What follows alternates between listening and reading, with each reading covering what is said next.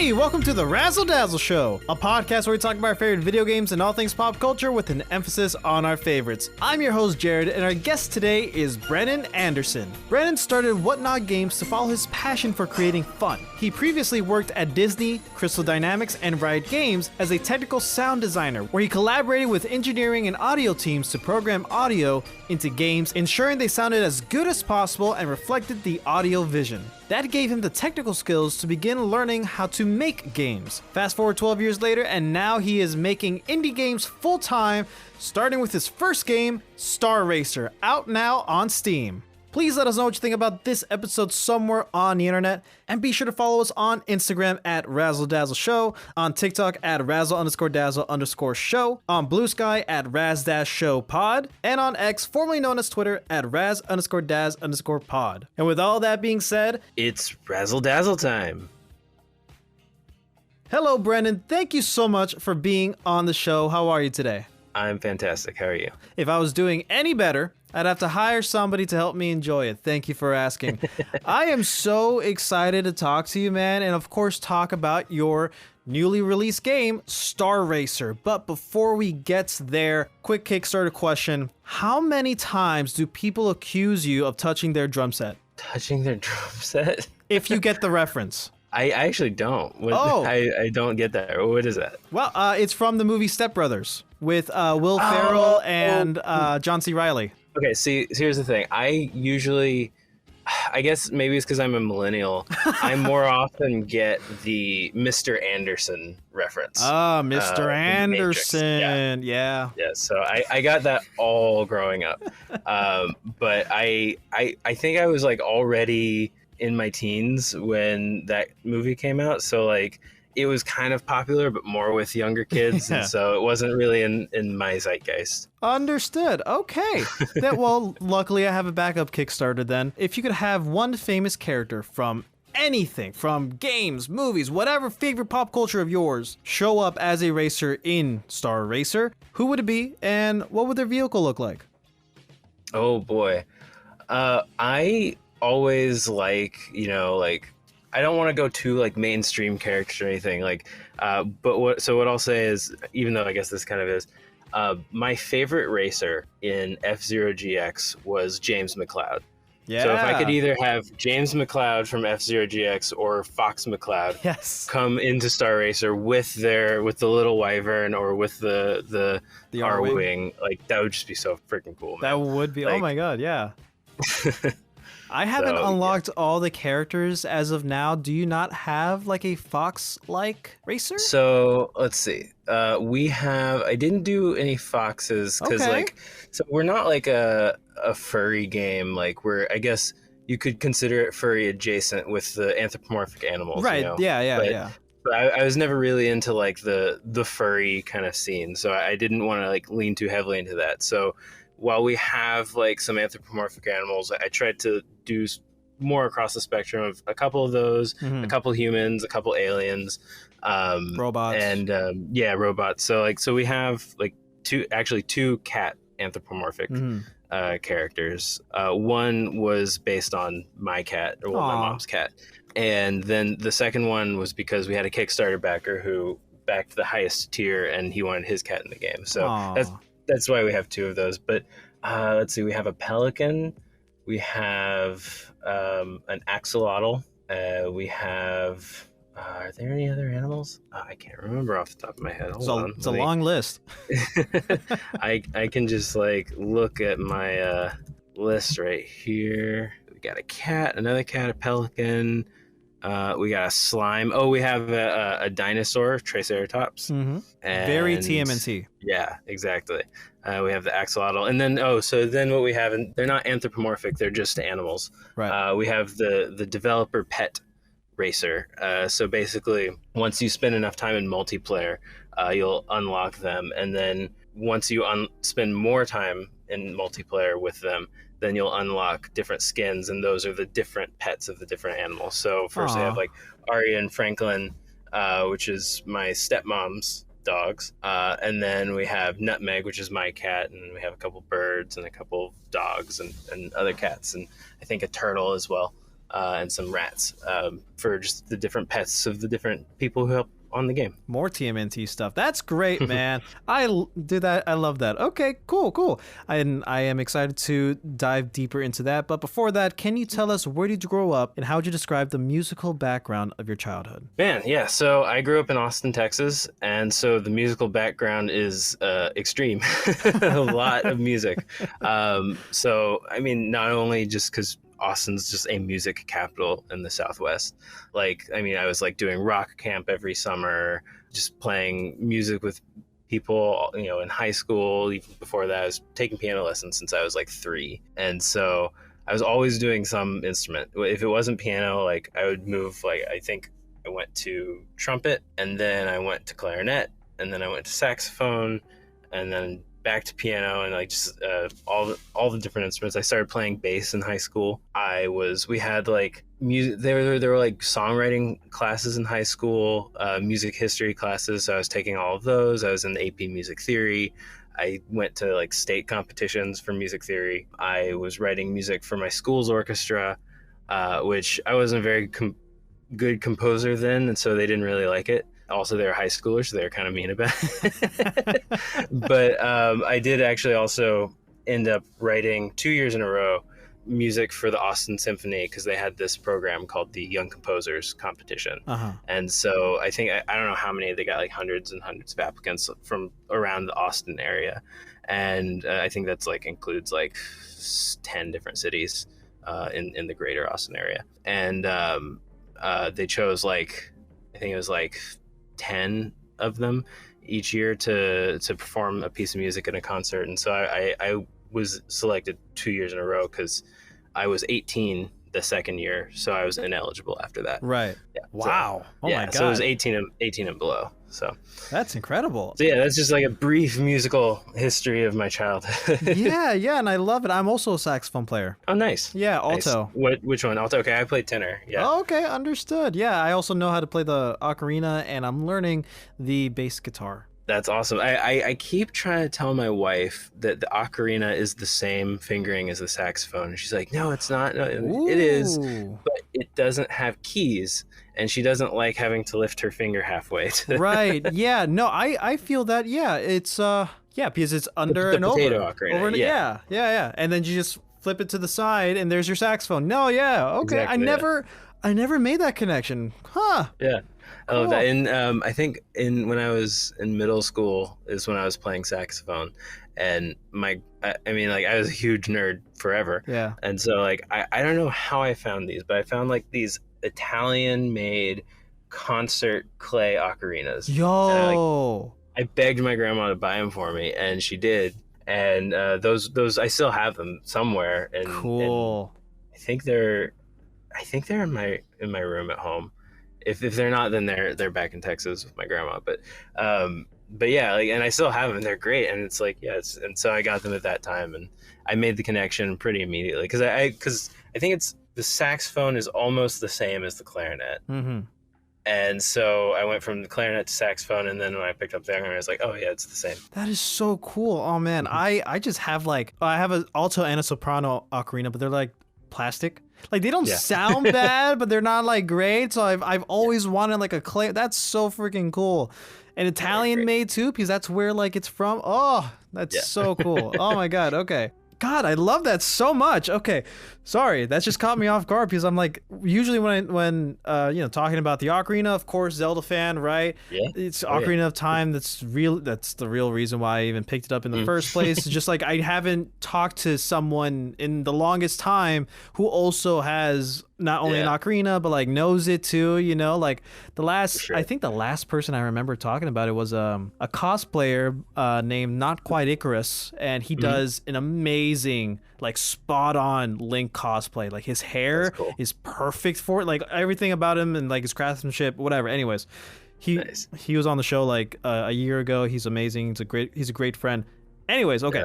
Yeah. I would love to get like one of those double ocarinas where you can use the mouthpiece. I think that'd be cool. They're just expensive. Very. I want to get a wooden one. I think that would be nice. And then I definitely had a couple of the original Songbird Yes. Ocarina of Time ocarinas. Oh, that's so cool. I want From one. Nintendo Power. Do you remember they were Nintendo Power? Yeah, I want one. Like it's crazy how like whenever Christmas or birthday or an anniversary or something like comes up, and I'm asked like, what do you want for this like event or occasion? I'm like, not much. You know, like I usually don't ask for much, but like an Ocarina of Time ocarina, that sounds good. That's something I really want, and I still just don't have it. Yeah. Oh, I'm jealous. And I see them all the time too. Like people started making them. Like I go to the Renaissance Fair. Yeah. I don't go as much anymore, but like my wife and we used to go every year. I've gotten like really kind of tired of going because it's just kind of the same every year. Yeah, I think like I'm having less and less energy sometimes for that kind of fandom. And so I think it's what it's probably been is just in the last 2 years I've been, and we can, if you want to talk about this. I think Tangents, man. What did I say before we started? I've been suffering from pretty severe burnout. Right. And so I think it's just that like all of my energy has been diverted towards finishing this game. Yes. Even Even to the point where like I had to quit my job. Right. Yeah. Because I preferred to go indie than, keep doing my job. And I think that's probably the main reason why I haven't gone in a couple of years. Once I finish the game, and then once I recover from burnout, I think I'll probably start going back again because like it is fun. It's like dressing up, but like anyway, you see people like every year. There's like a new vendor who has custom made ocarinas, and they have it decorated like the Ocarina of Time and stuff like that. So it's fun. Yeah, I bet. I've never been to a Renaissance fair or anything like that, and I want to go. Mainly, like the main reason, just to like eat a giant turkey leg. You know? Yeah, that's like the main reason. The turkey legs are good. They can be dry, so you gotta be careful, and they're really expensive. But my go-to is Scotch eggs. I love Scotch eggs. Yeah, so basically it's an egg that is like marinated in Scotch. Well, no, it's covered in mashed potatoes and like deep fried. And it has like meat in it as well. It's like really good. It's so good. That sounds so good. And I haven't had lunch yet, so now that's like making me hungry. Oh my god. Okay. I love all of this. Okay. Just to continue a bit now. What kind of music was being played in the household growing up in Texas? Not just by you, since you're a musician, but like, by your parents. What was on the radio or whatever? So my mom was pretty into classic rock and some pop stuff. She was never like a country girl, even though we were in the heart of Texas. I mean, like I grew up with country all around me, but like I never really enjoyed it. Right. The only time I kind of enjoyed it is like if we were like, oh, let's go out to the Broken Spoke, which is like a square dancing thing, and it's like, oh, they'll be playing like bluegrass and country and fiddle music and stuff, like, and so that's cool. But like I was just never into like, I don't know, like people like Kenny Chesney or Garth Brooks or anybody like that growing up. So my mom, she would always tell me that the only way that she could get me to sleep when I was a baby was by singing the Beatles, and I just grew up with the Beatles. They were the only people I listened to for so long, like the only band I would listen to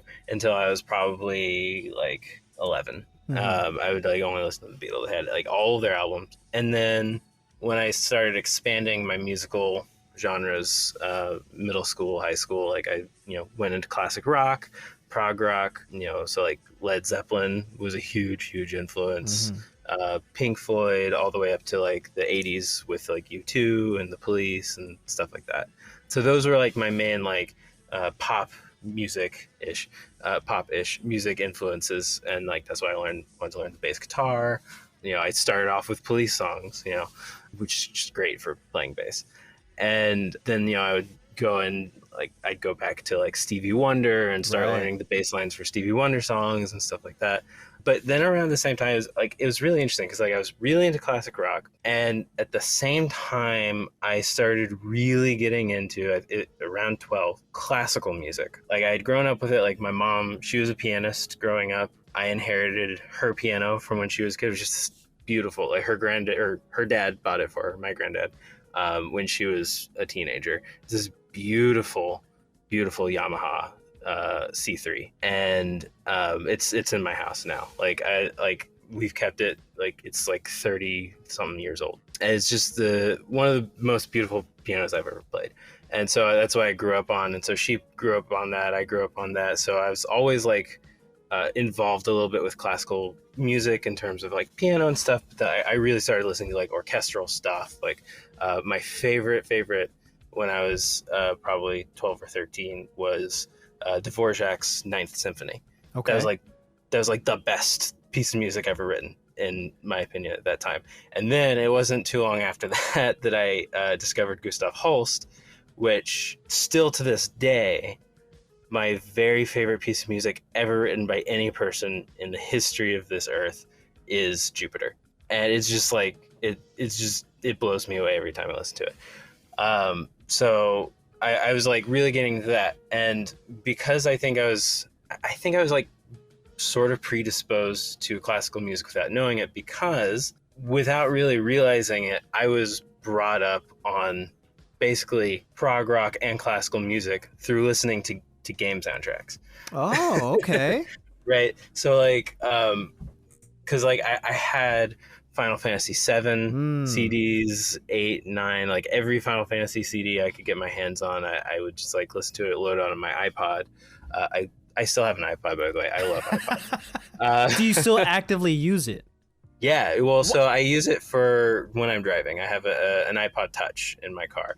I only got the iPod Touch because my iPod Classic broke.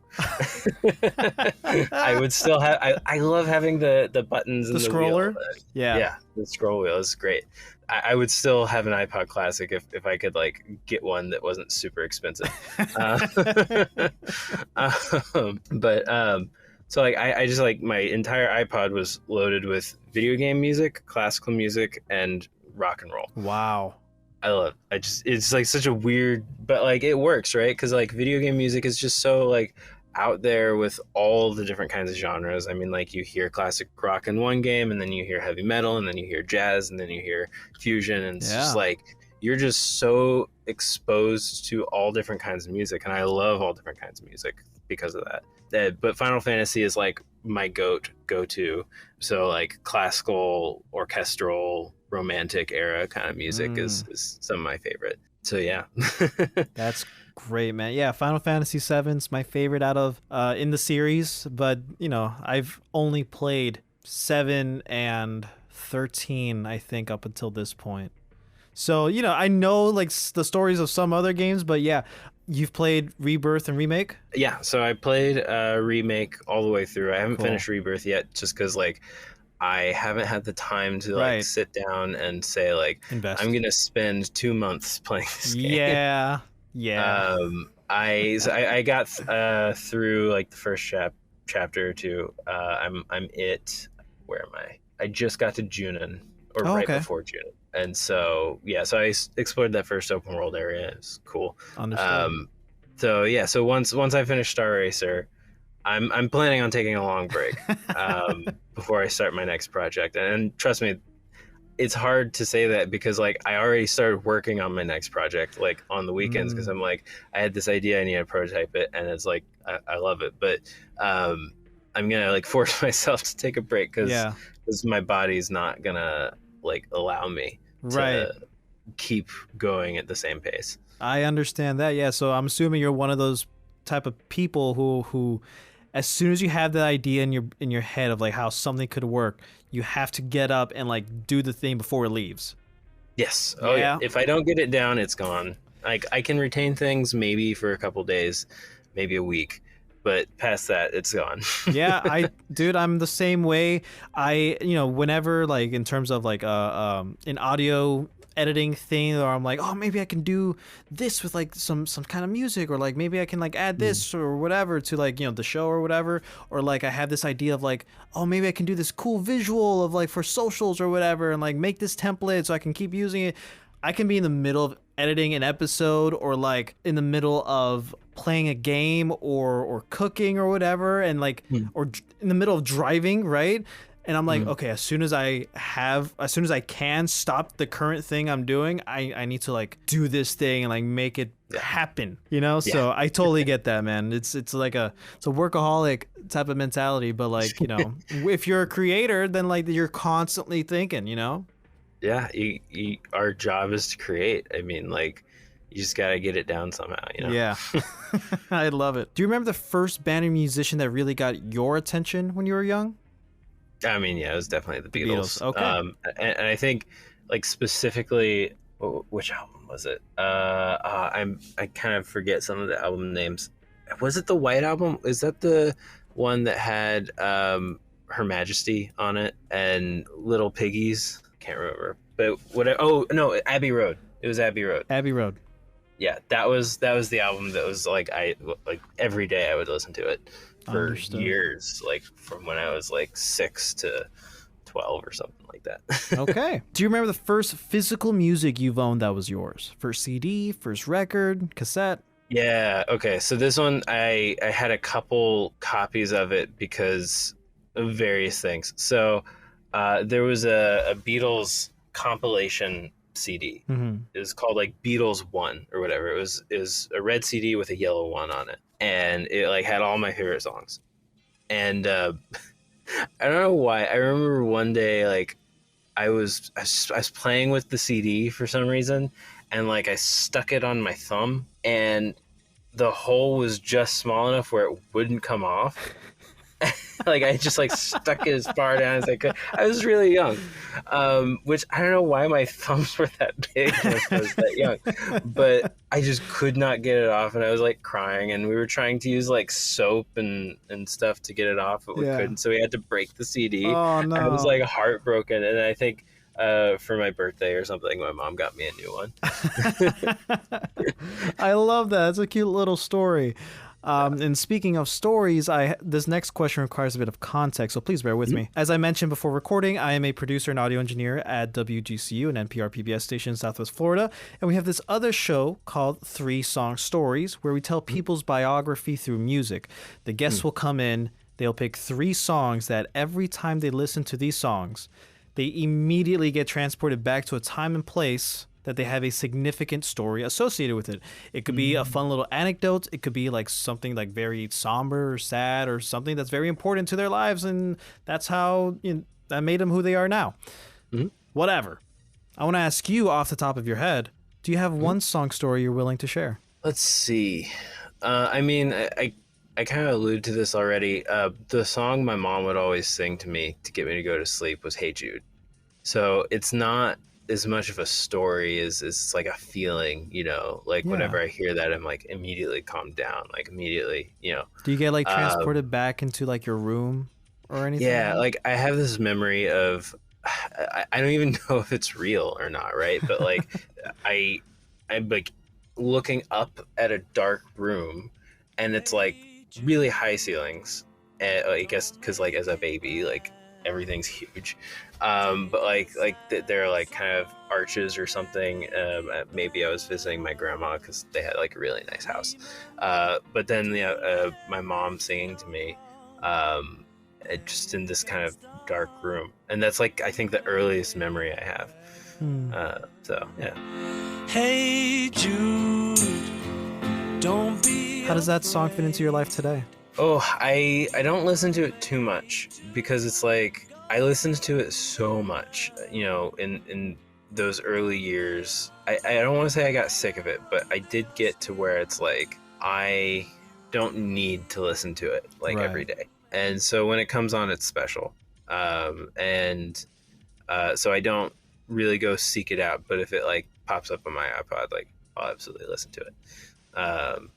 Yeah. Understood. Do you remember the first video game console you've owned? Yeah. So I think my family has conflicting history about that because sometimes I thought it was mine, but my mom's like, no, that was mine. But my aunt was like, no, that was actually my console.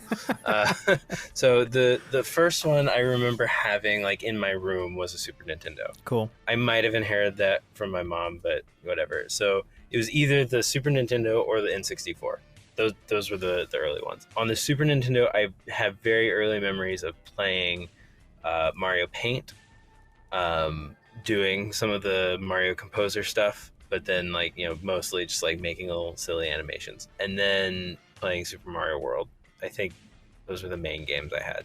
But then for the N64, I mean, it was all like Pokemon Stadium, Mario Kart, like Yoshi's Story, Banjo-Kazooie. Yeah. I played like so many of those games. Yeah. So probably like the earliest was Super Nintendo, and I still think Super Nintendo is like one of the best consoles. But N64, I think I have more memories playing. Man, I just remembered like I was so scared of Ocarina of Time. Really?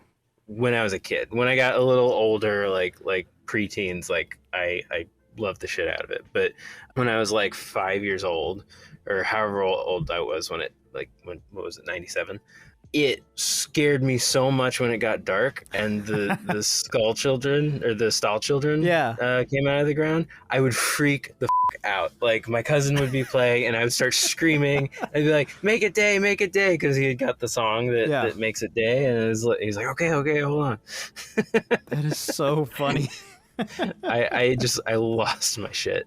And but now it's one of my favorite games. Yeah, I love it so much. Then shifting a little bit more towards your career now, do you remember what the first game you've ever fell in love with that made you think, I want to do that, I want to make stuff like that? Easy. Final Fantasy VII. Final Fantasy VII. Yes. Wow. Yeah, I just remember like, because like, so I was, again, that was 97. I was like between 5 or 7, I can't remember. But when I first played it, my stepmom had gotten it, and I just remember spending all summer one year just playing that, and like I racked up over 99 hours on that. Like I beat the game. I've played that game like 5 times now. Maybe 6. I watched my wife play it when it released on Switch. Like it's just like, it's every part of it is so ingrained in my memory.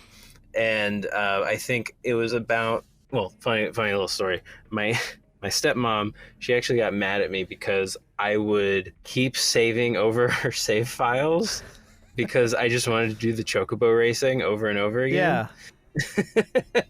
And so she kept getting really mad at me, and so eventually I think that year for my birthday, the chocobo racing standalone game came out with like the little chibi chocobo, so she got me that, and I played the shit out of that instead. But no, so like I think it was when I was like 12 is when I really started putting the pieces together of like, oh, the music in Final Fantasy VII is so cool and so awesome and so emotive, and it makes me feel things, and like I want to be able to do that for other people. And so I started writing music when I was 12, and the first piece I wrote, I think, I do still have it. It was bad. It's still really bad. But like over the years, I've kind of like taken it and adapted it into new compositions. Right. So it's not as bad, but like just like little snippets of it, like of a melody. But I remember downloading this program. I mean, they just went out of business, I think, a year or two ago, Finale. And so I downloaded Finale. There was like a free version where you could have like up to 4 instruments or something like that. So I did that, and then I was like, I think the first piece of music was just an experiment, but then like the second piece of music I wrote for my mom for Mother's Day because she used to play piano, and so I wrote a little piano piece, and from there I just kept doing it, and it was always Final Fantasy. I remember the Advent Children soundtrack was like really influential to what I started writing early on. I was nowhere even close to hitting that mark, but it was still like, it was what made me want to, I think, start. And and so I just like kept going, and like for Christmases I would ask my grandma for the upgraded version of Finale that lets you do 16 tracks, because it was like $50. And then like the next one I was like, oh, can you get me the one that'll let you do 32 tracks, which is $100? And then eventually I got the pro one, and was doing like full orchestral stuff. That was by the time I was in high school. Like I was writing symphonies and stuff like that. Eventually I I grew out of Finale and started learning about DAWs and the wonderful world of sample libraries. And God, it was over at that point. I was just like spending all my money. Well, first I pirated everything. But that was like, hey, I was like underage. No one's gonna prosecute me for that. Right. I think it was like because the entire East-West, like the old East-West libraries were piratable because like people had, you know, the keygen websites or whatever. Like I just got all of those and was like, you know, doing that. And I was using Logic and it was great. That was like really fun. And then eventually, once I started like actually like doing it for money, I was like, okay, I need to like buy real libraries. Right. Yeah, understood. Wow. So just really your love of Final Fantasy VII catapulted you into where you went and where you are now. That's crazy, which is awesome in a way, by the way. Going from a background of wanting to make your own music and such, how did you end up becoming a technical sound designer for, you know, AAA companies like Disney, Crystal Dynamics, Riot? Yeah. So I wanted to go. At first, I thought I wanted to go to music school. Okay. So I actually I applied to the University of North Texas, which has an amazing composition program. I had really shitty grades in high school, so I was waitlisted. Even though like I had like the AP Music Theory competition stuff and all that, like college is just so competitive, and I think it's actually kind of bullshit. Most colleges these days. So I was waitlisted, so I ended up going to UT in Dallas, and I was there for like a semester. I was like, college sucks. I'm going to drop out. And so I dropped out and I moved to San Francisco, and I studied at a trade school there called Mind. I don't know if you've heard of that. It's like a music production school. And I mean, they do like everything from like mixing and mastering, EDM production, and they also had a video game course, a video game music production course. So I took that, and I like fell in love with the tech side a little bit. Well, I guess I wouldn't say I fell in love with it yet. That came later. Like I was introduced to the tech side of it, because in the course we had to do our own implementation. We had an instructor who they had made like a sample game where our job was to score it and then put the music in the game and then learn the technical aspects of how that works, how to use, I think we were using Fmod at the time. And I became really good friends with my instructors. And even to the point where like I started helping them with the game that they made for the class, because my cousin had been tutoring me on how to do programming. Because after I graduated college, I was like, I kind of could see where things were going, but I was like, I want to do music, but I also want to be able to control how the music sounds. Right. And so my cousin was like, well, you should learn programming. He's like a software engineer. So he started teaching me programming. It was mostly just to be able to implement my own stuff, like trigger sounds in a game in Unity. Right.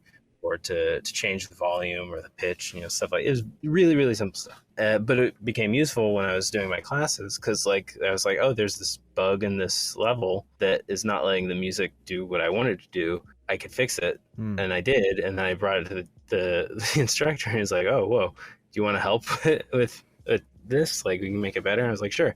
So I kind of became like just like a assistant to the instructors. Yeah. Teaching assistant, really air quotes. Yeah, TA or something. Yeah, kind of like a TA. And there were two instructors. One's name was Steve Horowitz, and the other was Scott Looney. So Steve Horowitz, Scott Looney, I became good friends with both of them. And Steve became a mentor figure to me. And I ended up eventually like working with him in the IASIG and kind of doing some stuff there. So I was like introduced to the kind of broad landscape of how to put audio into games, how the technical side of it works. From there, after I graduated, I got a job at Disney, and I think the audio director knew one of my instructors, and so whenever they had like, you know, entry level positions, he hit them up and sent over a couple people. I was one of the people, and so for that role, I was like, because I knew all the other candidates from my class, And I was like, I knew what they could do, I knew what they could offer, and I was like, I think I need to do better. So I wrote music for a game that I created myself, and then I implemented the music and made it dynamic. So it was really simple. It was like you were in a pyramid, and there were like these giant stone totem plates that you could go stand on. Right. And when you stood on one, it activated like magic sparkly stuff, and then but it activated one of the sections of the orchestra. And so you could go and turn on each section or turn off different sections, and it's just like a little musical toy, really. Right. But like, I made it all from scratch, and no one else did that. Yeah. And so I think that they said that they had like, what was it, like 250 applicants that they were interviewing, and they're like, you're the only person who did anything like that. Like, that was crazy. So I got like immediately sent to the final rounds, and then I really hit it off with the audio director, got hired, and was doing music. I was doing music, sound design. I started doing some implementation. I started learning more about implementation. I think actually Disney, it was really cool. Like, Disney invested some time into me, because like they paired me with an engineer, a gameplay engineer, to give me more programming lessons, right? So that I could be more effective. And so his name was Russ. He was cool guy. And so I was just learning more about programming, learning how to make games, how the audio fits into them, learning how engineers talk, and how, obviously know how audio people talk. And so I just like leveled up more and more and more. And then eventually, like, I was doing all of the audio implementation, because originally, and how it used to work a lot was the audio department would do all the music, do all the sound designs. They'd send over the files to the engineers and say, like, okay, make that work. But the engineers, they can never get it right, because they don't know how the audio is supposed to be handled. Like, they can obviously make it play right when certain events happen, but they don't know like the ins and outs of like how it's supposed to play. Like, they don't know that, okay, this needs to fade in, be controlled by this other sound, be ducked. Like, we need these like mixed states so that like it doesn't get, blah blah blah, like right. all this stuff. Like, they have no idea. So I mean, that that's why we use middleware, but like still, it's better if, I think, the entire implementation is done from the audio team. But you do need someone who knows how to program. So I started becoming that person. I was like, hey, like, I know how to program. Can I just like, put the code in, and then like I can handle all the audio on my side, and then you don't have to do anything. You get more time to do other engineering stuff. And they're like, great. And so at Disney, it was like really easy. It was like pretty chill. I mean, it was, it's Burbank, Glendale, so like very LA laid back culture. So like it was easy to do that. And eventually so I was like handling all of it myself. We were using, because we were in Unity, and we were using a software called Fabric. It's by this guy named Chaz, Tasman Audio. I think he's still making it, but it's like a Unity specific middleware. It's similar to Fmod or Wise. But eventually I started learning more Wise. I started learning how to use Unreal as well as Unity. And eventually I left and I actually went to PyraMind, because they have the school side, but they also had a production side where they would like work with AAA companies and stuff like that to do music and sound design. So I went there as a senior audio designer.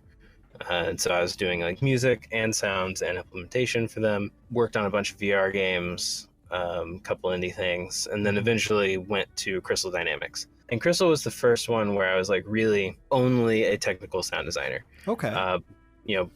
At Disney and at PyraMind, I was doing music as well. But with Crystal, it's like, okay, this is a AAA company. We have a composer. We're not like interested in someone coming in and writing music. Like, we have freaking a guy who worked with Hans Zimmer. Right. Like, but yeah, so they were like, we don't want a composer. We need someone who can program the audio. And so that was my job. So I was there for like 3.5 years, only doing technical audio and like constantly improving, getting better. Like, And so the way I view technical audio is we do a lot of the programming, but we're essentially a liaison between the engineer and the sound designer. We speak the language of both people, and we can translate for each other. And so, like, I know when an audio person tells me this is what I want, I know how to take that to an engineer and say, this is what we need to be able to do that. Because a lot of times it's like self-evident, but there are also a lot of times where it's like, oh, there needs to be this entire system needs to be created from scratch for us to be able to support this feature. Right. You know, it's because it's oftentimes not like, oh, just play a sound when, you know, this button is pressed. Like in my last gig, it was like I created an entire system for footsteps that dynamically handles when it plays a footstep, when it detects that the foot has hit the ground. And that was really important because if you don't do that, you have to add footsteps to the running animations. And there can be hundreds and hundreds of running animations you would need to have footsteps added to. And it's just hours and hours and hours. And you might think, okay, you know, AAA game takes like 5 years to make. Right. How long is that going to take? Well, maybe to tag all like 500 animations, it might take a month. But then you realize that, oh, the animators just changed all of the animations. So we need to go do it again. And they do that like 5 or 6 times throughout development. Yeah. It's a nightmare. So like that was one of the things that I helped create both at Crystal and at Riot was systems to like automate Foley and footsteps and stuff like that. So that it just like they can change the animation as much as they want and it will still react correctly. So like stuff like that, like a sound designer is not going to be able to do necessarily. You really need you need either a technical sound designer or an engineer, and it's better, I think, to have a technical sound designer do it because the engineers, they really want to work on other parts of the game than footsteps, you know. Yeah, that makes sense. So yeah, so that's kind of the evolution of my becoming a technical sound designer. Wow, what a journey! Oh my god. And of course, it doesn't stop there, right? First of all, I do want to give credit to where credit's due. It's just like that whole story that you just shared. That is incredible. Just from starting off small, getting big, and now you're taking this jump and going indie, right? So I want to ask, you know, you've worked with Disney, Crystal Dynamics, and Riot, big names, right? And a lot of people be like, I'm set, you know, I made it, right? But you were like, you know what? I want to go further for me. So I want to know, when was the moment that you finally decided, you know, okay, it's time to go indie? What was the scariest part of taking that leap? What made that worth it for you? Yeah, so I think the moment was early this year. I actually don't know, because like it's so this whole burnout thing, like I was telling you, I think to give context to this, I think I do have to kind of go back a bit and talk about the burnout. So I've been making my own games in some form, in addition to the companies that I've worked at, since right after I left Disney. So when I was at Pyramid, and then while I was at Crystal, and then through Riot, I was making my own games just as a fun personal project. I, you know, ended up making a game that I do eventually want to release. It's kind of one of the next projects that I want to make. It's like a tactics game, but those are harder to make. So like I'm giving that one time. But like, so I was like making that like since 2016. Spent like a couple of years just doing it to learn. I like restarted the project a couple times. But like, so making my own stuff has always been a part of my life. I really started getting serious about it while I was at kind of the tail end of Crystal Dynamics. Right. But what was happening at the same time is that the games industry, and especially the AAA games industry, is extremely difficult. You deal with insane timelines that are compounded with insane expectations. So we had ended up doing what they called get shit. Well, internally we called it get shit done days, but they would always call it get stuff done days, whatever. But like it was where you would have 2 days a week that were 12-hour days. Because like the industry is known for crunch, right? Where like, oh, coming on weekends, stay late every night, blah, blah, blah. They were like, we don't want to make you stay late every night. We don't want to make you give up your weekends with your family. So we're just going to make you do 12-hour days during the week. And I think that is when I really started to get burned out. Right. Because like, we're not meant to work that hard for that amount of time. Like 12 hours a day every once in a while, sure. But like twice, and even still, like twice a week, maybe. But like when you have 6 months where you're coming in for 12 hours twice a week, it just really starts to drain on you, especially when you're also trying to pursue these other things.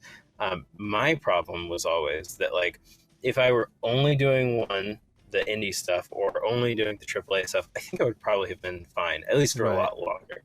But I was working 12 hours at work, coming home, working on my game until I fell asleep.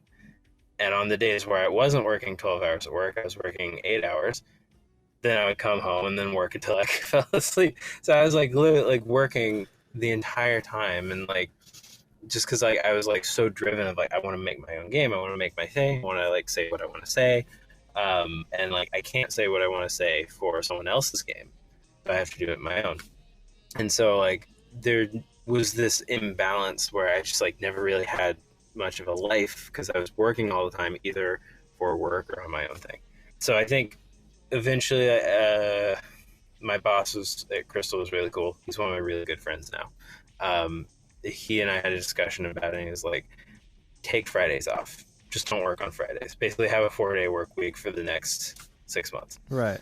And I did. Like, that's how I used my PTO, to have 4-day work weeks. And that worked, that helped so much.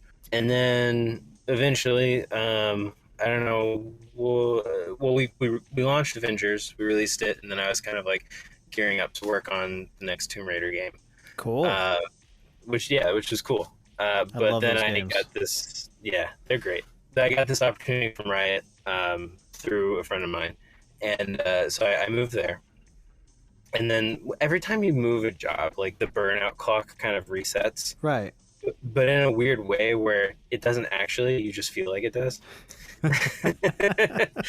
And so like you're still getting burnt out, but you don't realize it. And so I started working at Riot, and then like I was going good. I mean, I was doing my own game stuff on the side, doing Riot. I like had a deal where I will never work overtime for Riot, and I don't think I ever did. I think like if I did, it was like for 30 minutes, like once a month or something. But like, so I wasn't working overtime. I felt like I had a good life balance. And then I think just like after 2 years, because I was there for almost 4 years. After 2 years, it just kind of started wearing on me where like, one of the things I was kind of excited about when I first joined Riot was that I was not a fan of Riot IP. I was like very indifferent to League of Legends and all that stuff. So I was kind of like happy, like I'll work on this stuff that I'm not emotionally invested in. Not like I was, because like with Avengers, I was like I love Avengers, like got super emotionally invested, and it was like crushing when it didn't do well. I was like, it's just so shitty. So I was like, great, I'm not emotionally invested. I can kind of focus on my own stuff. But then like that also wears on you over time, or at least it did on me. Whereas like it is not congruent with my soul to work on something I don't care about for other people, because nothing about that is for me. Right. That is just about making money, and I'm not a person who just wants to make money. Otherwise I'd be an investment banker, right? Like, so it just kind of started wearing on me, and eventually like, I got like really severe symptoms. Like I started like just falling asleep in the middle of the day, not being able to do chores around the house as much, just like being short with people. I started getting stress hives, and my hair started falling out. I was getting ulcers. Like all these symptoms were coming up, and I had to start going to therapy for it, and they were like, yeah, it's burnout. And so I took a medical leave for 6 weeks because that's as long as I could do it. And that's when I was like, I felt immediately so much better after not having to think about the responsibilities of work, that I was like, I have to quit my job. And that was like a year or so ago. And this is like kind of the shitty thing about like corporate America and you know what's called golden handcuffs. It's like I was like, I want to quit my job, but like pay is really good, the bonuses are so good, I can wait. If I wait like 3 more months, I'll get my year-end bonus. And so I waited 3 more months, and I'm like, okay, I'm gonna quit now. But like also December, like we didn't do much and no one was at the office, and like January is really slow, and I'm going on my honeymoon on the 1st of February, so that's kind of like 2 months that I'm not working anyway. If I just wait like 2 more months, then I'll get my mid-year bonus. So I was just like waiting and waiting and waiting. Like even though I knew I wanted to quit, I was so done at the end of it. And so eventually in January, I think I was like, okay, as soon as I get back from my honeymoon, I'm quitting. Well, I'm gonna wait till March because that's when I got my bonus. And once it's in my bank account, because I can wait a month. Once it's in my bank account, I'm quitting, and that's what I did. Once I hit my bank account, I was like, hey, I'm quitting. Get paid and I'm out, man. Yeah. So there was a little more to it than that, but like, right. That was essentially like boiled down. Like, yeah. So I was like, the game, you know, because I had started working on Star Racer 2 years ago, and so I was working on it, and like I knew it was gonna kind of be around this time that it launched, and so I was like, okay, I'm gonna quit like in May. I think like the beginning of May was my last day, and I have until the end of July till I'm gonna release. Originally it was supposed to be June, but I was like, I can't do June. I need another month. So into July. And yeah, so I jumped. The scariest part you asked, I mean, the money is probably the scariest, like to be real. I mean, you need money to live. I got really freaking fortunate though, because my wife has a killer job, and so she can support both of us. So that really mitigated the fear. And she's extremely supportive, and she's just like, I want you to be able to achieve your dreams and do whatever you need to do. So I'm going to support you in anything that you're going to be doing. Wow. And so she has, and she's just been absolutely amazing. That's so great. Yeah, it's something that I've been picking up about your family is not only are they supportive, but they're also into video games. You're talking about your mom, your stepmom, your aunt, like they also like are gamers too, even back in the day. Yeah.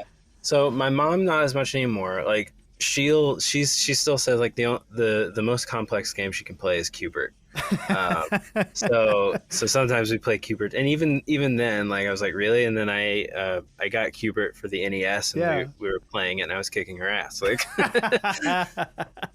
she's like, oh, but this isn't the Atari version. I'm used to the joystick. I'm like, like, yeah, blame the controller.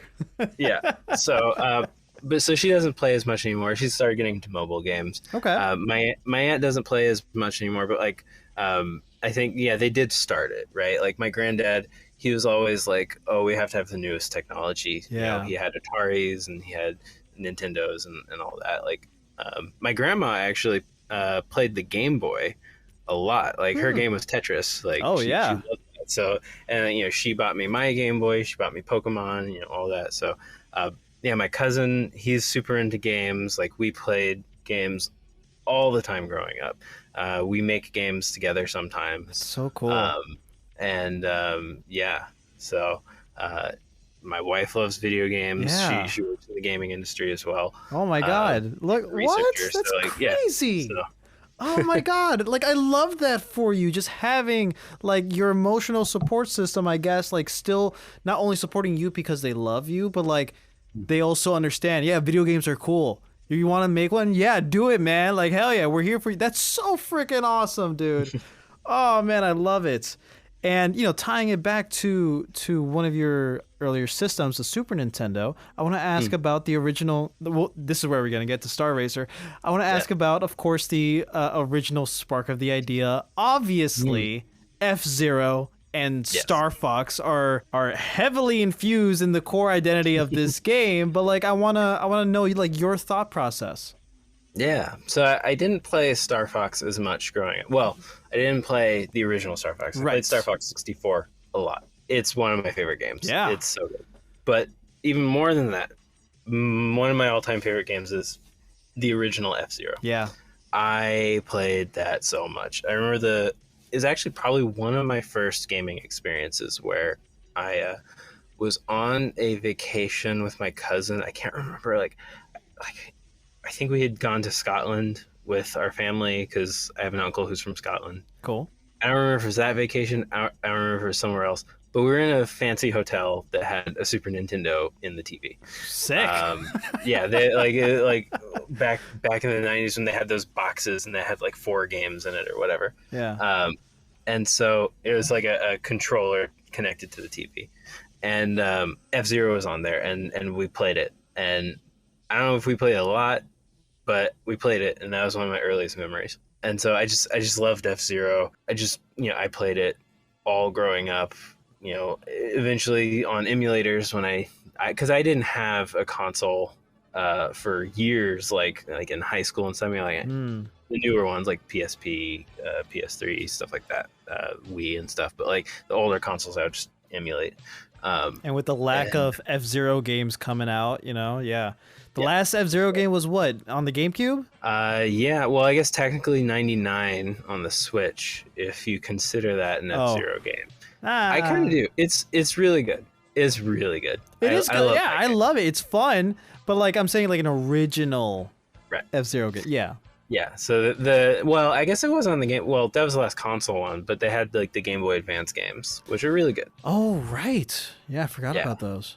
Yeah, those are really good. Like F-Zero Climax as playing, it's really fun. So, but for like major consoles, the GameCube and the Game Boy Advance was in the same era anyway. So, but so it was like there have been so many F-Zero F-Zero like games. Has there? I think. Well, I guess it depends. If maybe not as many as like other genres, but I mean, like there's like Fast RMX, there's Wipeout, there's like just other like anti-grav stuff. I see. Okay. So like other people trying to emulate what F-Zero X and F-Zero GX did with the series. Gotcha. But there haven't been a lot that tried to emulate what the original F-Zero was doing. Yes. Okay. Yeah. Yeah. So that's kind of what the original inspiration for me was. Is like, and the thing I always hated about the original game was that you couldn't play multiplayer. That was like the biggest thing. It's like it's only single player. What are they thinking? Stupid Nintendo. No. So I was like, okay, I want to make like an original F-Zero like game that has multiplayer. I needed another hook though, because indie games always need another hook, I guess. That's kind of something that frustrates me to no end, because like sometimes you can't think of one, and so. But I was just thinking like, hey, like flying would be really fun. Yeah. Like Star Fox was awesome. What if I added some Star Fox like flying to the game? And I just made a prototype in like a couple days, and it was really fun. I took you can find the original maps from F-Zero, like the PNGs online. So I just like took that, put that into Unity, and then made a little vehicle that you could ride around on the map. Yeah. Like Mute City or whatever. And there's no collisions or anything like that. It was literally, you were just like driving on a picture. And but then I added flying. I was like, yeah, this is fun. So that prototype took a couple days, and then I was like, all right, let's do it. And then 2 years later, I'm almost done. Yeah, it is so much fun. It is so much fun. So first of all, thank you so much for providing us a review copy of the game. And this is a game that I saw like while scrolling through Twitter, and I'm like, this is basically F-Zero, but like, you know, done by an indie dev. Okay, first of all, we love indie games, right? We love indie devs here on the show, and you know, I also am a big fan of retro games in general. I do love the original F-Zero. That's the only F-Zero game I've played. I got it on the virtual console on my 3DS, nice. Right? And other than F-Zero 99, yeah, that's basically the only one that I've played. And I loved it, you know, and this was like me in high school, like playing it between classes and stuff. So one thing about that, like since I don't know if like I'm just dumb or whatever, just because like older games don't explain mechanics very well with tutorials, that like I didn't understand a lot of different aspects to the game, you know, so like I could never really fully finish. So for one, seeing a modern interpretation of this retro classic is refreshing, because now there's like tutorials. Also, I love the tutorials. Did you write that? Did you write those? Yeah. Dude. Yeah. You are hilarious. Thank you. And I got the references. I got the Emperor Palpatine reference. I got the Sonic. I got the Star Fox.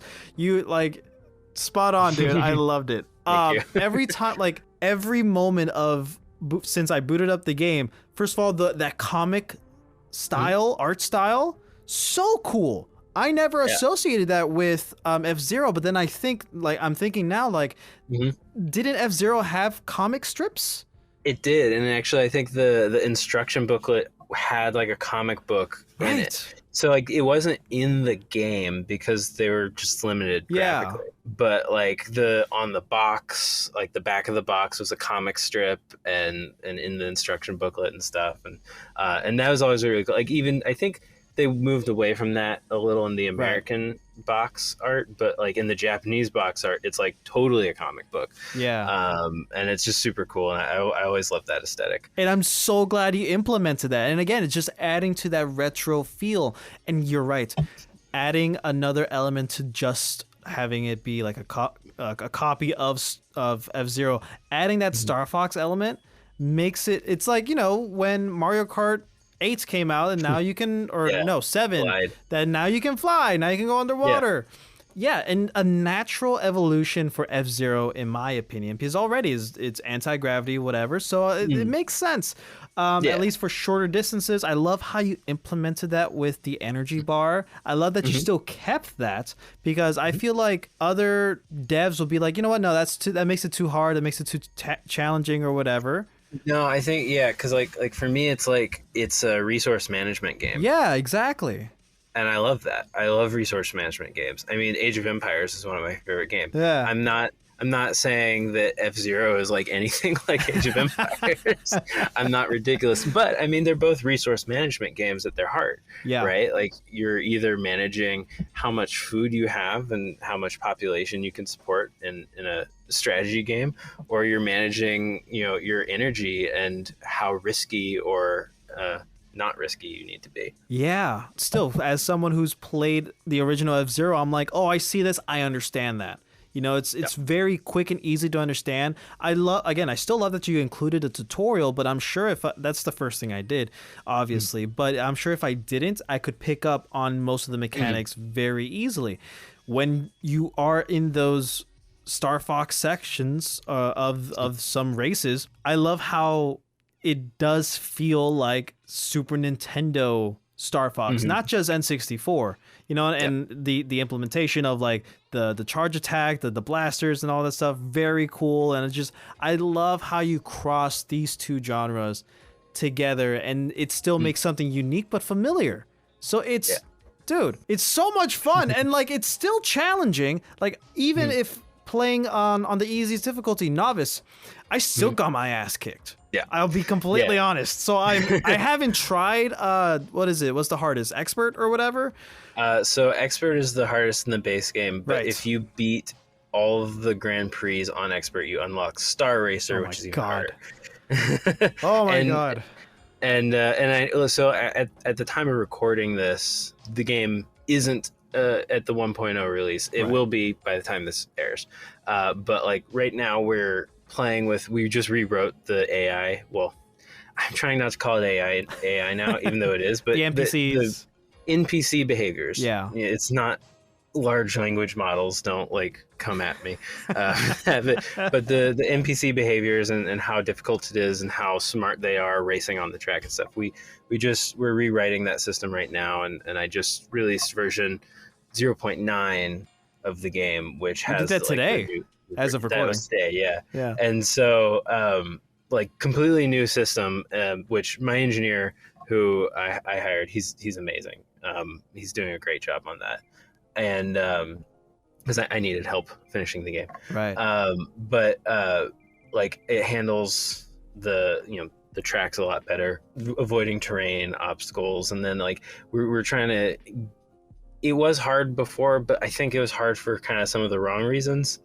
I think it was still fun, but I think it's going to be even more fun now because now it's like you have those moments of tension. Like for me, the most fun I have when playing like Mario Kart, for example, is when it's like me and another racer, we're neck and neck, we're like trading places, we're like 5 meters away from the finish line. Am I going to be able to get in front of them? So like more of those moments are kind of coming out in the gameplay, I think. So I'm happy with the direction it's going. That's awesome, and I'm super excited to like experience that, because a big part of the difficulty, in my opinion, is not necessarily the racers, it's the cops.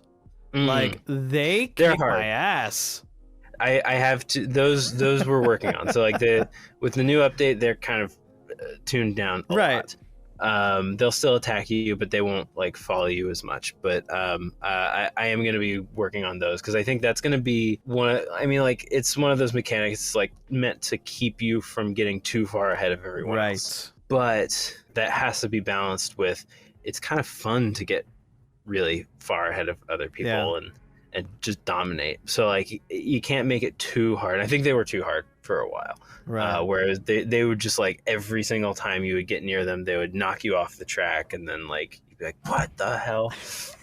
So I'm fixing that. That should be fixed already. There has been moments where I would get knocked off the track by these cops, and like I don't know if this was land to use the boost, but like as I'm flying off or whatever, I use the boost and I still somehow fly my way back into the track and stuff. It's like super. It's like super cool moments like that I live for with these type of like high paced games. You know, that's absolutely intended. And that's kind of like when people are like, oh, the cops keep knocking me off. I'm like, did you remember to boost jump?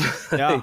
Because like that, I mean, like you have to do it to stay alive. But and it is in one of the tutorials, but like it's just like one of those new mechanics. I don't know how many people know about it. You know, if they like skip the tutorial or whatever, which is actually it was a mechanic that was suggested by a friend of mine, one of my best friends, who he's a super hardcore gamer. He was like, what if you can, while you're in the air, like you can't really do anything, you just wait to fall to your death. What if you boost and then it like actually makes you jump up? So you can recover. And I'm like, that's a really cool idea. So I put it in and it worked. It's so awesome. And like I discovered that by accident, and once I started figuring out, oh shit, I can do that reliably too, mind you. And like sometimes I can like maybe one boost isn't enough, but I can boost again and again and again. And that's sacrificing my energy, that management, right? And I'm like, okay, now I got back to the track. I need to be safe. I need to play it safe now and like really conserve my like my attack or defense thing, my barrel roll. It's chaos, but like the fun kind, of course. Yeah. So major props to you for making this super cool product. Like this game is it has definitely blown my expectation out of the water. I did not expect it to be this chaotic and fun, and like I liked the challenge too. And again, even playing on novice, it's still there. My favorite track definitely has got to be the casino. Ooh, yeah. The music for that. Oh my god. Oh my god. Mason did that. Yeah. He just knocked it out of the park. I wasn't convinced at first because I was like I had been playing F-Zero GX. Yeah. Because I love that game. And like one of the first tracks is the casino level in the story mode. And it was just such a cool like fusion of like a little bit of metal, techno, and jazz. Yeah. And I'm like, hey Mason, can you do that? Like something like that. That's like just do a jazz track, like jazz fusion of some sort. And he's like, I got you. And he created this crazy jazz orchestra thing. Didn't have any of the rapping in it. And then he was like, we were going back and forth with like ideas, like it needs something. I was like, can you? Because he had showed me a track he did a while ago that was like doing a Hatsune Miku Vocaloid type thing. Sure. And I was like, what if you did that? Like, what if there was like a Vocaloid over the track? And he was like, let me try it. He tried it. He didn't. I don't really like it. You know, it's not working. It's like, what if we did rap? And I'm like, I don't know. I'm not like a huge fan of rap. Yeah. I just never got into it as much as other musical genres. And so I was like, I don't know. I'm not a rap guy. Like, maybe. He's like, let me just try it. Like, let me like show you some examples of like some stuff I've done in the past with some people. And he showed me a piece he did. I think he did it for Evo. I can't remember. But he used a guy named Zaid Tabani. Mm-hmm. And I was like, this sounds really freaking cool. All right, let's try it. And so he had Zaid do the lyrics, and it just like worked. Yeah. It was like really good. I'm like, okay, I mean, that has to go in the game. Like, yeah, it's definitely my it's just done. I mean, they're the people you got behind the music are master class acts. You know, like they are the top tier of music composers, both Grant and Mason. So like, yeah, I don't know. Can I ask this? I'm gonna ask this, and if you want me to cut it out, I'll cut it out. Like, how did you manage to like book them for this game? Yeah, I mean, so Grant I've known for years. Cool. It's funny. I mean, he's like super nice, super down to earth, super chill guy. I met him because I was on Facebook and I sent him a friend request and I was like, hey, I've been a fan of Banjo-Kazooie forever. Yeah. Would love to chat or whatever.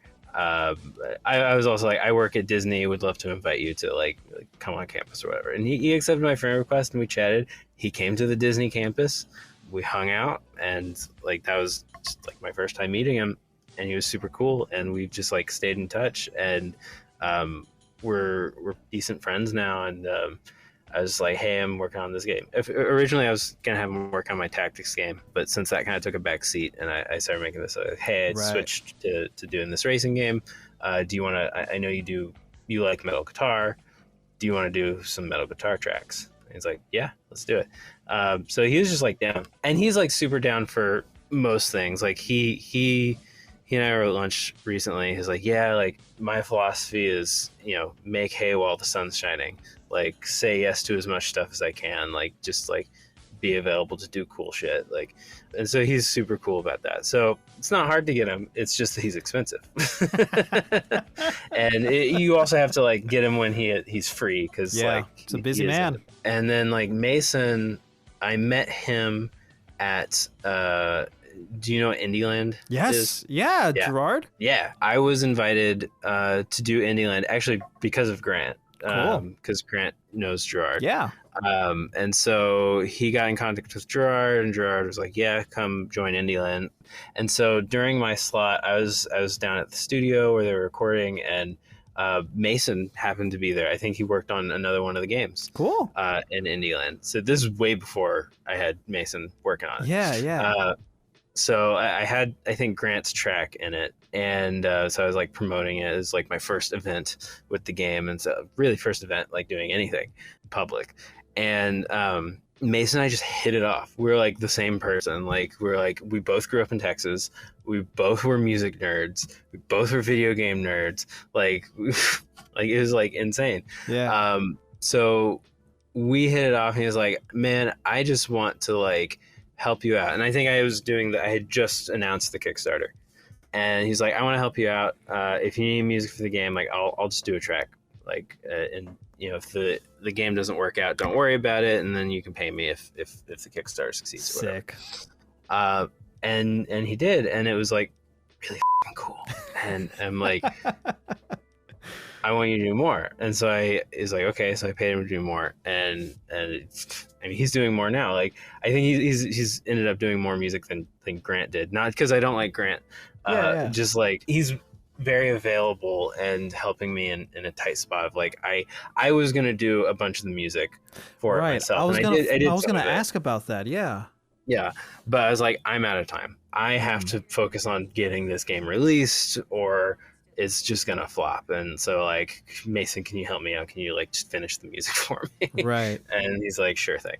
And so I actually got a track back from him today, which is actually a track that I wrote based on the theme that Grant did, but then Mason went and recorded live instruments to it and produced it. Sick. So it kind of has all of our DNA in it.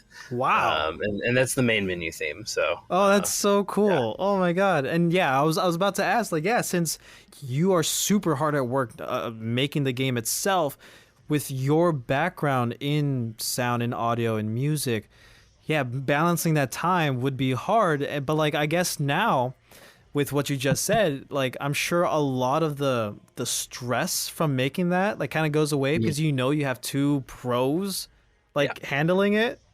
Yeah, that's so well. Cool. The stress is diverted to other things. Right, but, right. Yeah, like, but at least I don't have to think about other things and that. Yeah. So yeah, right, for sure. It's been super helpful and like super because like it's like the musical style, like, so the original intent, right, which maybe eventually I'll get around to this in an update. I think it would be cool. The original intent was the entire soundtrack was going to be SNES samples.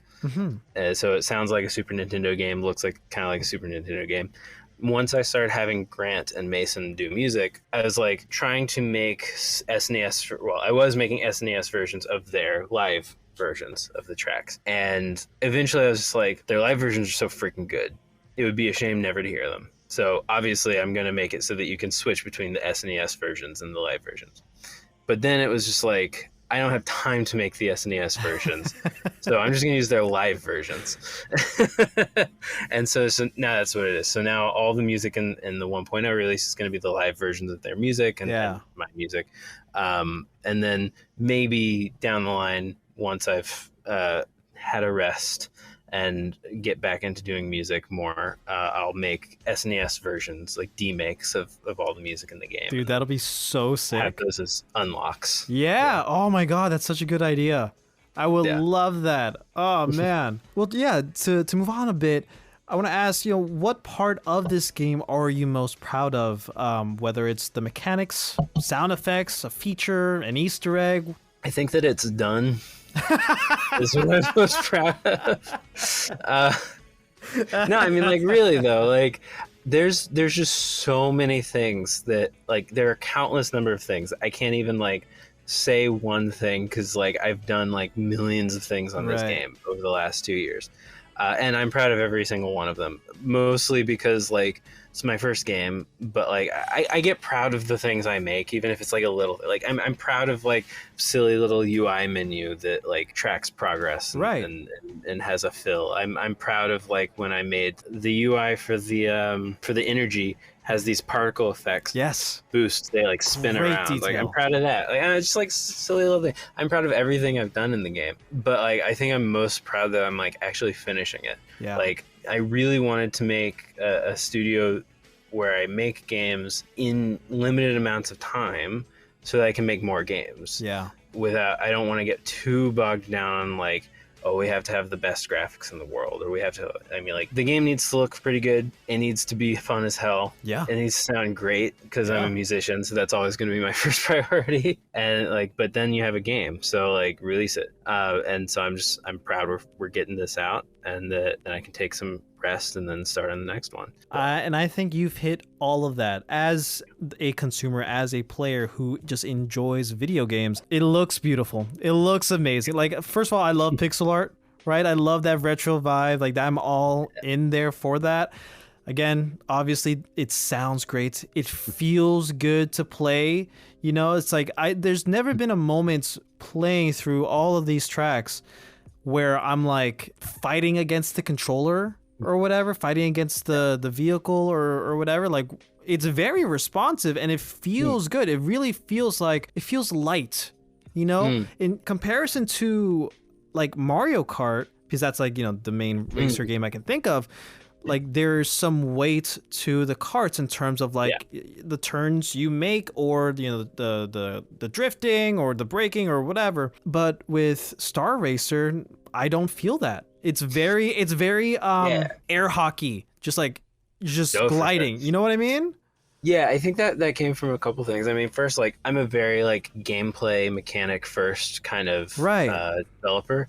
Like I want to make things that feel really fun to play with. And like I think like the first versions, it definitely was weightier. It was less responsive, and I was like, this doesn't really feel good. I got some early feedback. By the way, this is not just because I'm married to a researcher, but I think that helps. Playtest your games early and often.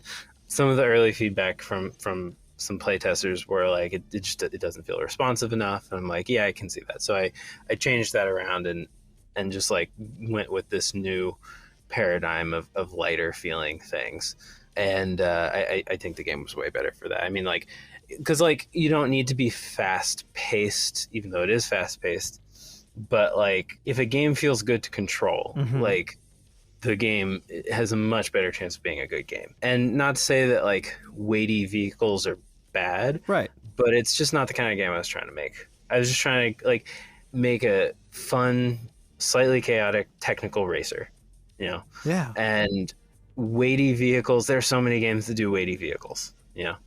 Yeah. Let me turn. Yeah, there's like, you know, heavy metal or twisted metal, you know, that's very janky, I think. So that's another like opposite end of the spectrum example of that. And it doesn't, and other highlights of the game doesn't end there of like the actual racing portions, right? Whether it's Grand Prix, the event races, or the death matches or whatever. The event races are probably the things I'm most proud of. If I had to say, just choose one thing. And because like the idea, I mean, like I was trying to emulate a lot of stuff from Smash Brothers Melee, but when I was thinking about it, I was like, you know, you have the racing and it's fun and you get to know how it works. Yeah. But what if you can just like turn that on its head in a bunch of different ways? But like you can't do that all the time for the entire game. So like the event races were like a really natural way to do that, where it's like, yeah, what if you like just made the whole floor lava?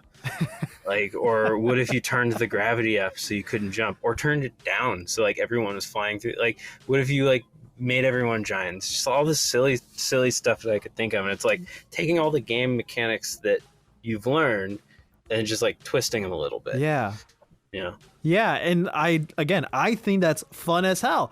Everything about what you've made is so fun. And I feel like it's very player centric, or like you're focusing on the player's experience. And I love that. But yeah, another highlight aside from those is the robust track editor. It is a significant feature. I want to know your motivations to provide players with a tool to make their own tracks. How did you envision it affecting the game's overall feel, longevity, whatever? Yeah, so I never played the Japanese version of F-Zero X on the N64 disc system or disc drive. Right. But like I had heard about it, and like I've seen videos, and I was like, I thought it was just so cool that they have a track editor. And so I was like, well, if I'm making kind of an F-Zero game, like maybe I should bring their track editor over and make it so you can make your own. And because I've always loved games with track editors, and so like Mario Maker was also like a big like inspiration. You know, so I think the track editor can be better. We're probably going to do an update in the future that's like purely focused on making that way more fun to use, because it is kind of like, I would say, the weakest point. Even though it's powerful, it's the hardest part of the game to get into, because it's so dense and it's so complex. And I know the system backwards and forwards because I've been using it for 2.5 years. But for people coming out of the gate, it's really difficult to use. There's no tutorial on it, stuff like that. So those are all things like we're looking to improve. But like still, even so, we have people in the community who are making so many tracks. Like CR Nova is one of them. Silent Fox is another. You look on the Steam Workshop and there's just like they have like 20 tracks each. Yeah. They just like love making tracks, and I love that. Like, and I want to see people sharing tracks and sharing ideas, and they come up with things that I never even thought of. Like, and I'm making the freaking game. like they've even made stuff that I'm like, I'm gonna take that and put it into an official track. Like, I mean, I think like Sierra Nova had like a bit where the track kind of turns upwards and you're going sideways at a 90-degree angle, and I was like, that's super cool, I'm gonna put that in. Silent Fox had stuff where like he put like jump pads on top of buildings and stuff. I'm gonna put that in. I actually like even had Silent Fox make several of the official tracks for the game, and so he would make the base version, and then I would edit it and make it kind of feel more like an official track with more decorations. And I was just about to ask, like that inclusion, right, of your community making these things, will you also implement some of these designs? Oh yeah. And so I've got, I think probably from like 3 different people who are active in the community, I have some of their stuff in the official game. Cool. As official tracks, whether they're event races or official like the main tracks. Yeah. And but like it was always like I want the community to be a big part of it, and so I was happy to have the community's help. It also made it so I didn't have to spend as much time doing each track, right? Which was a godsend. But then like we finally implemented the workshop implementation, which was awesome. Just where you can see the workshop tracks right in your level list, and it downloads them immediately, and so I think it's super fun, and what I hope will be the case is that just like allows the longevity of the game to increase, and allows people to like just showcase weird fun stuff. One thing that I want to do in a future update, it just couldn't get done for 1.0, is have like a featured track section, like maybe on the main menu or something, where it's like check out, like these are our favorite tracks of this week or this month or something. Another one I want is like a community Grand Prix or something, where it's like it creates a Grand Prix made out of 4 random community tracks. That is such a good idea. So oh my god, stuff we want to do, we're running out of time. Right. Understood. And a little bonus to that, have you ever like messed around like recreating original F-Zero tracks? I don't. No. I don't do that just because I've been so busy. Right. But I have seen other people who have, and I think Silent Fox and Sierra Nova have both done that. Silent Fox also made a GameCube Rainbow Road, like the Mario Kart Double Dash Rainbow Road track. Wow. Which is super fun. And it was so good that I was like, hey, can you make a Rainbow Road for the official game, and we'll call it something else, and just like make it similarly, but like obviously have your own stuff and stuff. So like we went back and forth, and so now we added one final track called Holographic Highway, which I'm hoping it's optimized by the time this comes out, because the frame rate kind of dips because it's such a long track. Oh yeah, I felt it so hard. I was scared. I'm like, is my PC like overheating? Is it blowing up? I like pulled up a performance monitor. It's like, no, it's fine. I'm like, oh okay, it's just like the track is there's a lot going on. Got it. Because so we're working on that. but yeah, so we had fun making that, and So having the community is a big part of this. I'm super thankful for everyone in the Discord, everyone on the Kickstarter. I think a lot of people in the Discord came from Kickstarter. Right. So, yeah. I love it. We're about to get into the speed round, but again, I just want to say that Star Racer is just so much fun. Again, just thank you. Congratulations on getting this far. You know, I know it's not just you, but like, you started this. This is your baby. This is your brainchild. This is like your project, your passion project that you've sacrificed so much on. And whenever I have a indie dev on the show, I like to highlight this thing I'm about to say, that like indie creators, indie devs are, I think, the cornerstone of the video game industry, because you guys, indie devs, are willing to take those risks of like whether seeing this wacky idea would work, whether the fusions of these two beloved franchises or genres or whatever would actually work or not. And it is from what I have been told and I've discussed from other indie devs, right? Like, it is a miracle, to my understanding, it is a miracle that any game gets made.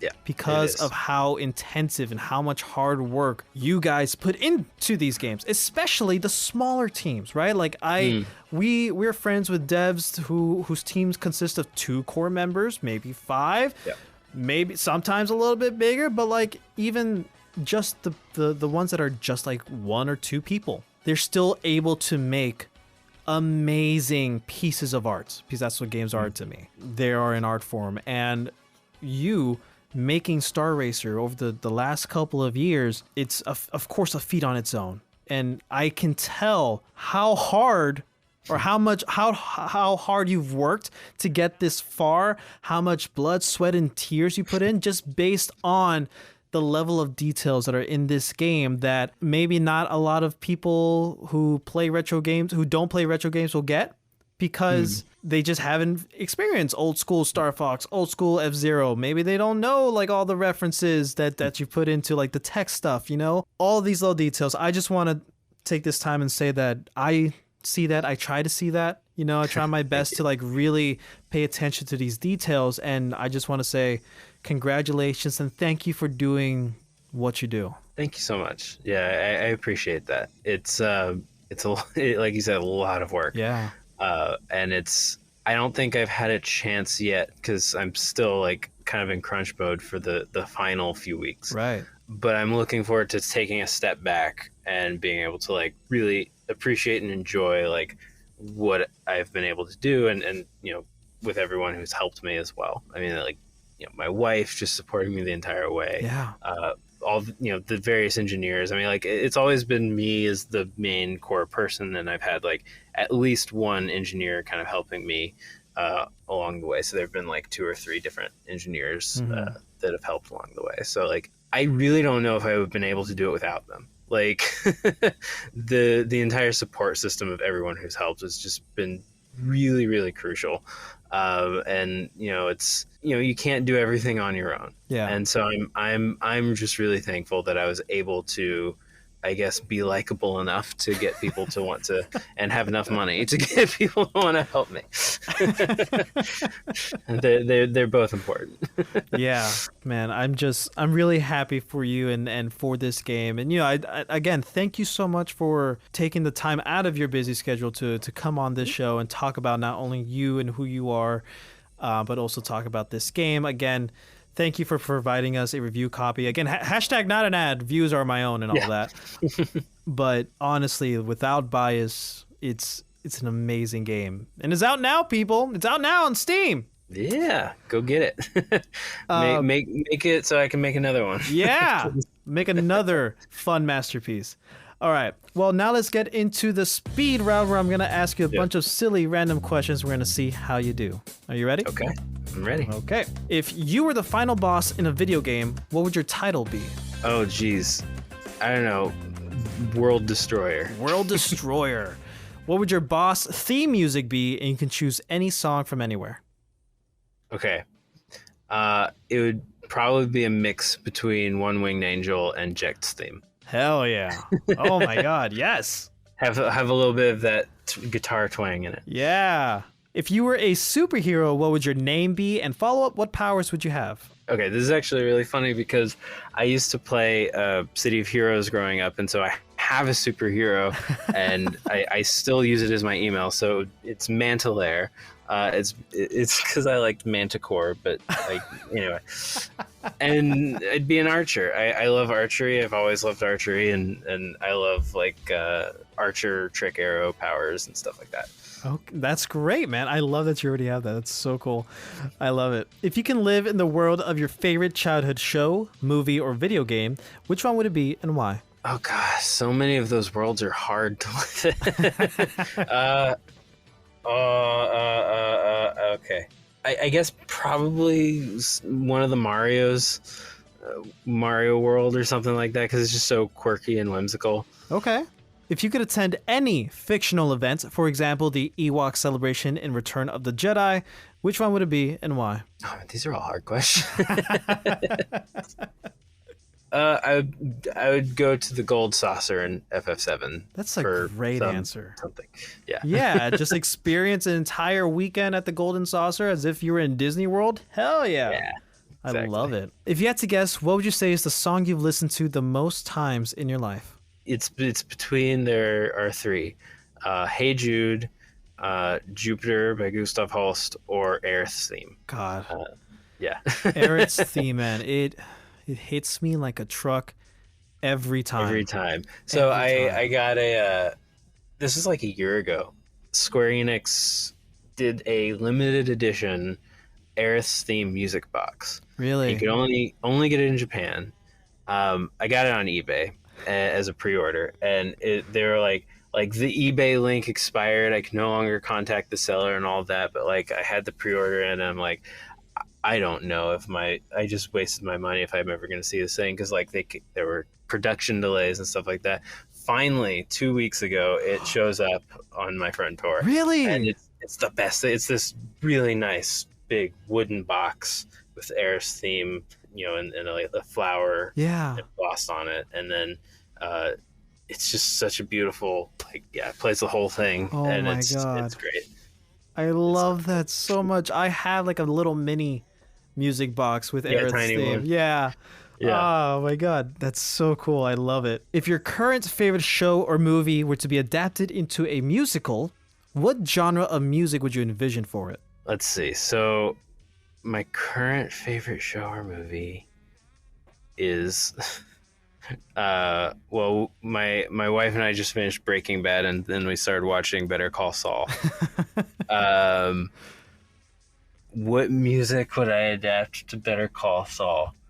I mean, it'd have to be frenetic. It'd have to go between jazz, heavy metal, and just quirky show tunes. Okay. Yeah.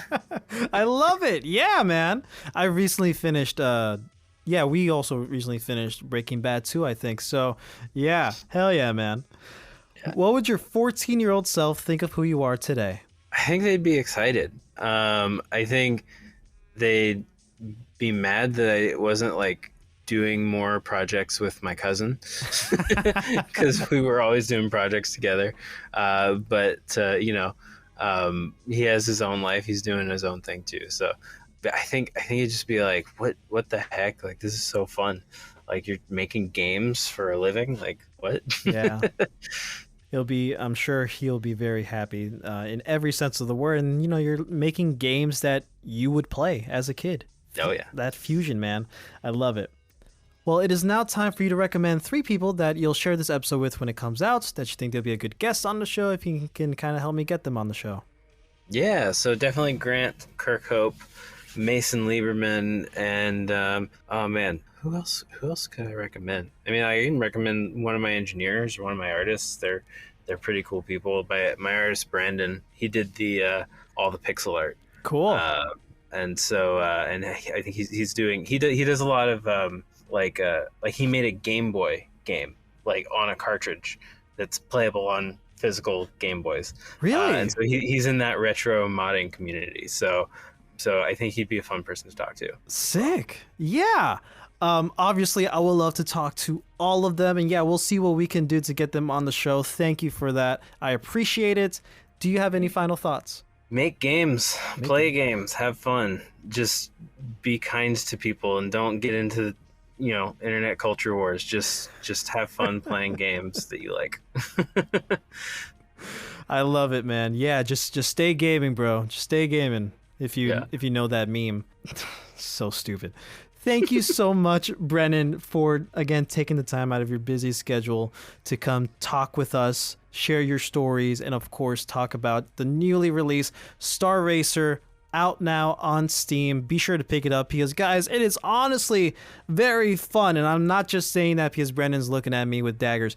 No, it is honestly very, very fun, and I think if you love retro games, period, if you love racing games, if you just love that classic Super Nintendo vibe, this is the perfect game for you. Brennan, again, thank you so much for being on the show. I really appreciate it. Thank you for having me.